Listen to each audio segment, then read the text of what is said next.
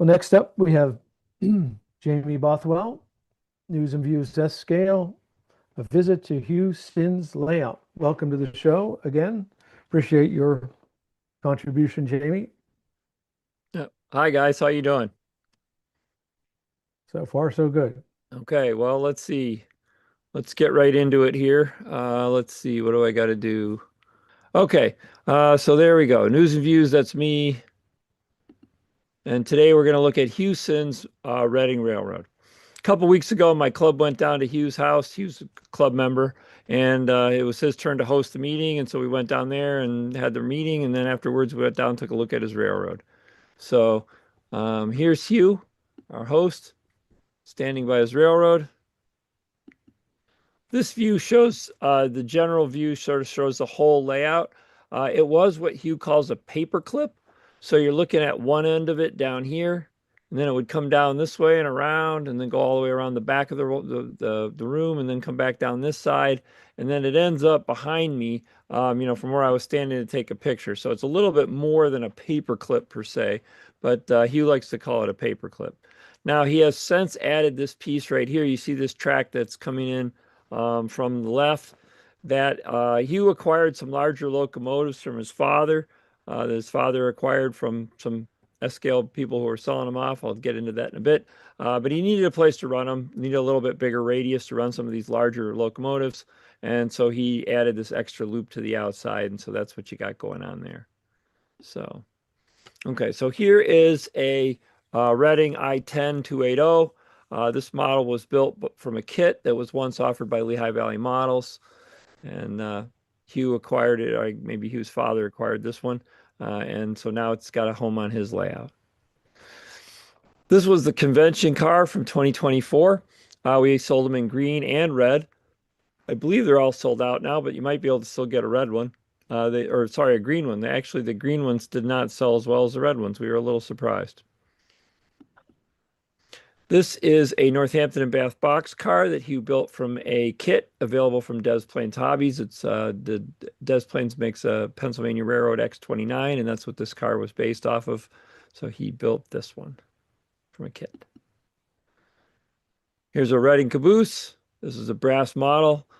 These models were available years ago in several different flavors. They had the Lehigh Valley one with the portal windows, and this is a Reading version, et cetera, et cetera. So, that ubiquitous Northeast caboose.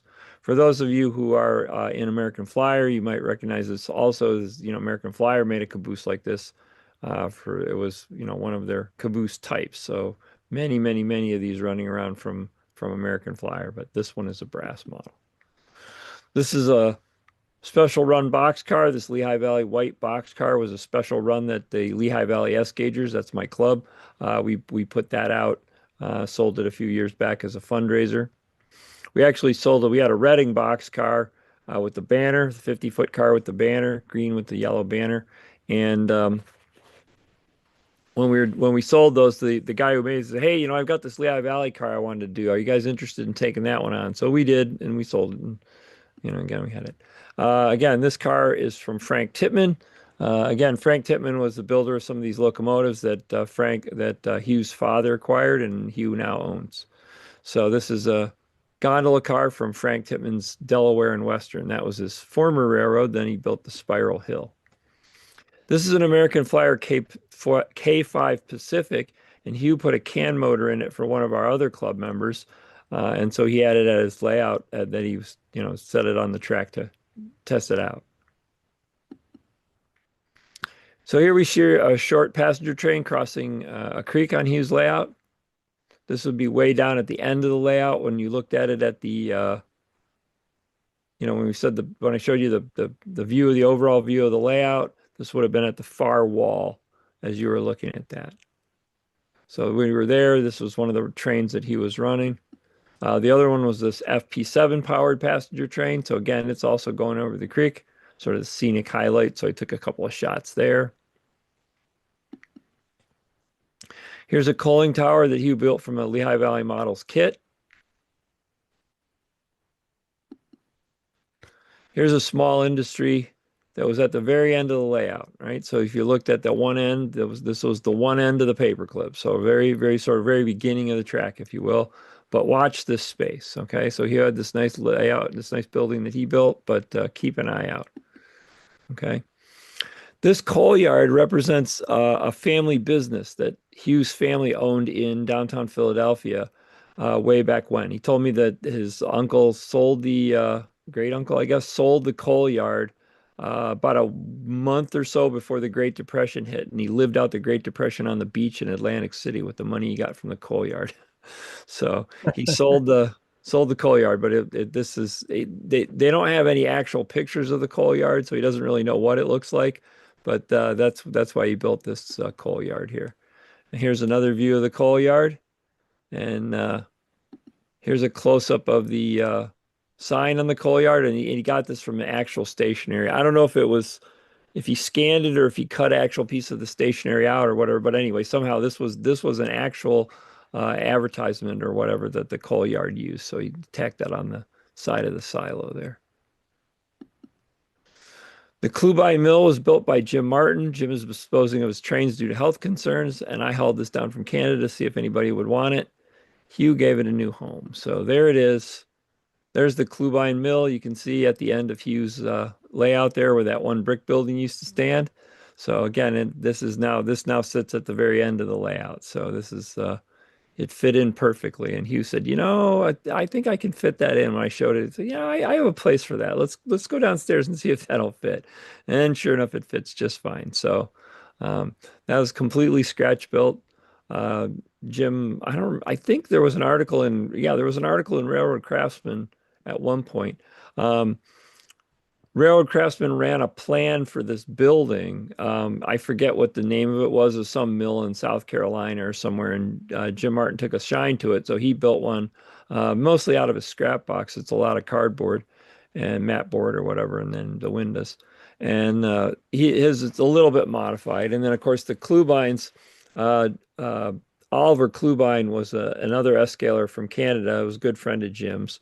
David Klubine is still with us, and he still models an S scale. But Oliver, this building was generally to commemorate Oliver, and so that's why it got named the Klubine Mills. And somebody made a kit for this in HO. I forget. It was again a similar kit, American Model Builders or somebody, and it was like a special order kit. You could get it, but Jim Scratch built his in S scale, so. And I think that's about all I've got. Pretty short visit tonight. So thanks a lot. All right, let's see. Stop the share. There we go. So One that's it for question. tonight. One question. You had an American Flyer locomotive on the slide deck. I thought they weren't. Did they make a scale? I mean, this is scale S, right? It's Well, American. it's Hugh's layout tends towards scale, but he uses the taller rail. So that Oh, his okay. technically I guess he's a high railer, but the Flyer locomotive will run on the layout, but Hugh himself is more of a scale modeler. So you can mix the equipment if Yeah, you have the right it rail. will run. It'll run fine. The only problem is if you have a turnout or a switch or a crossing. Anytime you have a frog or a flangeway, you would have trouble. So the gauge is the same. So you can take scale equipment and put it right down on American Flyer track, and it'll run just fine. It's just if you try to run a scale, if you have high rail frogs, the frogs Yeah. the wheels will fall down in them, or if you have scale frogs, the high rail flanges will bump over them. So it's if you just had a circle of track, you could run any S scale trains on it at all. It doesn't matter in And the way. that's all DC or was that DCC? I didn't come from S scale from American Flyer. I actually came from O, and then like Yeah. three rail O long time ago, and then from HO. But there are American Flyer trains that are AC, and I believe the newer ones are DC. So, Okay. but Well, that was my question. yeah. Yeah. So I think you can, like Well, I know, you said you remotored that one. So you yeah, probably yeah. He remotored. remotored it and Yeah. put a CAN motor in it, So and he's then probably then it switched ran it, off. It ran probably off. switched So it from AC to DC. Well, if it was AC in the first place, it might have been DC in the first place. So, like I say, some of the American Flyer stuff came as AC, some came as DC. Um, I know I was futzing around. I'm trying to build a little loop of track for my grandson, and I had a locomotive that I got on the cheap. It was a S Helper service locomotive, and I bought it. I actually bought it for parts. I bought it because but it didn't have a shell, and the box is marked AC on it. And when I took it apart, what it had was a device for with a rectifier on it. Like a plug-in instead of a what do you call it? Instead of a receiver for DCC, in that space it had a plug-in that also included a rectifier. So like these S helper locomotives were never built with AC motors in them, but you could run them on the AC track because when you bought the AC version of it, it had a rectifier in it that rectified the AC over to DC to run the motor. If that makes any sense at all. Does, yeah, because Okay. So that's rectify, so yeah. yeah, yeah, Hugh runs on DC, and he converted that locomotive over to run on DC also. But again, I don't know if it came with an AC motor or a DC motor, but American Flyer did make both types of locomotives. They made Yeah. AC and DC. Yeah, I didn't mean to beat that to death. I just caught my eye that Oh yeah, no, you mixed two different lines, I guess. yeah, That was yeah. a stir. Like I said, I saw that locomotive and looked, I thought it was nice of him that he remotored it for this one club member. Um, Before we go, how's your layout coming along? well, I actually kind of started a new layout last night, so I've been looking at it for a couple of months, and I've been thinking about something, so I'm trying to start something new too. I haven't been making very much progress at all on my one layout, and that my passenger train layout. So that's why I've just been a little frustrated lately. And I thought, oh, the heck with it, I'm going to start building this. So this is kind of my layout to run all my old time truss rod box cars and steam locomotives and whatnot on. Well, So document, so we have yes, something to yes, and show. I have I just came off of a couple of days of vacation for Thanksgiving, and then of course we got a bonus one because of snow days for yesterday, so we got an extra day. But I am looking forward to a couple of weeks of Christmas vacation, and I'm hoping to make some progress on all railroad fronts at that time. So Well, anyway, at some point every day will be a Saturday like me. yep, there is that. So Well, thank you for your presentation this evening and appreciate it. Appreciate your okay, well, contribution. thanks for having me. So. Yep. Always enjoy it. I enjoyed seeing Doc's Bridge there. My one of my children lives in New York City, and he doesn't live near the Hellgate, but I've actually ridden my bicycle underneath the Hellgate Bridge a couple of times.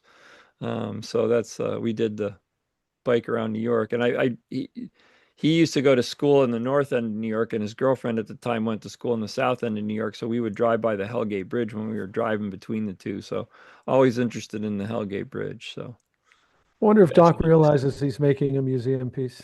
Yeah, there you go. So It's anyway, amazing. Okay. all Well, right, thank you again right. and Good night. good night.